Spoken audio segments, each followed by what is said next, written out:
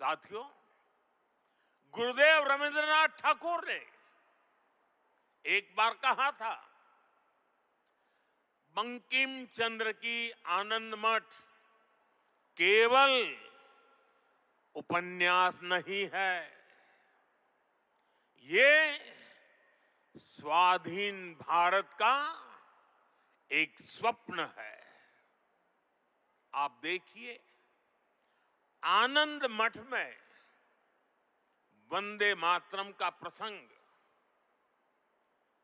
वंदे मातरम की एक एक पंक्ति के,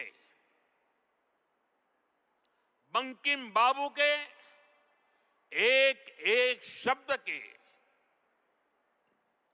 उसके हर भाव के अपने गहरे निहितार्थ थे, निहितार्थ है।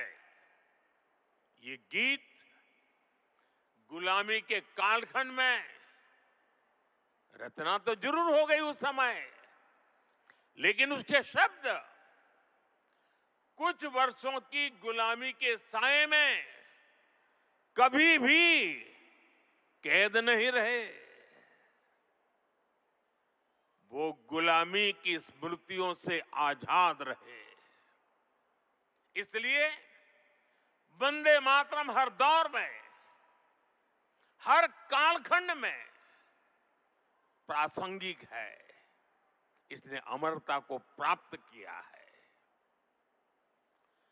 वंदे मातरम की पहली पंक्ति है, सुजलाम सुफलाम मलयज शीतलाम सस्य श्यामलाम मातरम। अर्थात प्रकृति के दिव्य वरदान से सुशोभित हमारी सुजलाम सुफलाम मातृभूमि को नमन।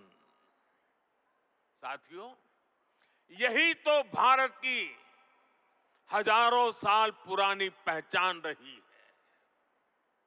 यहां की नदियां, यहां के पहाड़, यहां के वन वृक्ष और यहां की उपजाऊ मिट्टी, ये धरती हमेशा सोना उगलने की ताकत रखती है।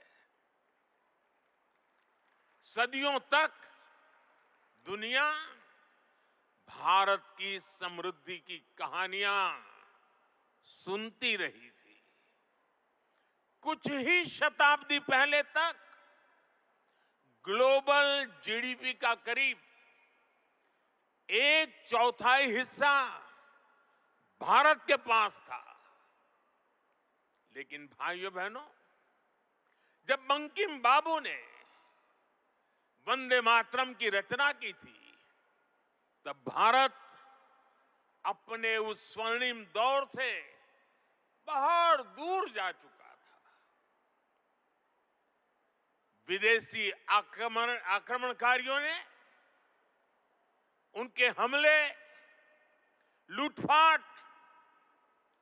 अंग्रेजों की शोषणकारी नीतियां, उस समय हमारा देश गरीबी और भूखमरी के चंगुल में करा रहा था। तब भी बंकिम बाबू ने उस बुरे हालात के स्थितियों में भी, चारों तरफ दर्द था, विनाश था, शोक था, सब कुछ डूबता हुआ नजर आ रहा था। ऐसे समय बंकिम बाबू ने समृद्ध भारत का आह्वान किया, क्योंकि उन्हें विश्वास था कि मुश्किलें कितनी भी क्यों न हो, भारत अपने स्वर्णिम दौर को पुनर्जीवित कर सकता है। और इसलिए उन्होंने आह्वान किया, वंदे मातरम। साथियों, गुलामी के उस कालखंड में भारत को नीचा और पिछड़ा बताकर जिस तरह अंग्रेज अपनी हुकूमत को जस्टिफाई करते थे, इस प्रथम पंक्ति ने उस दुष्प्रचार को पूरी तरह से ध्वस्त करने का काम किया। इसलिए वंदे मातरम केवल आजादी का गान ही नहीं बना, बल्कि आजाद भारत कैसा होगा, वंदे मातरम ने वो सुजलाम सुफलाम सपना भी करोड़ों देशवासियों के सामने प्रस्तुत किया।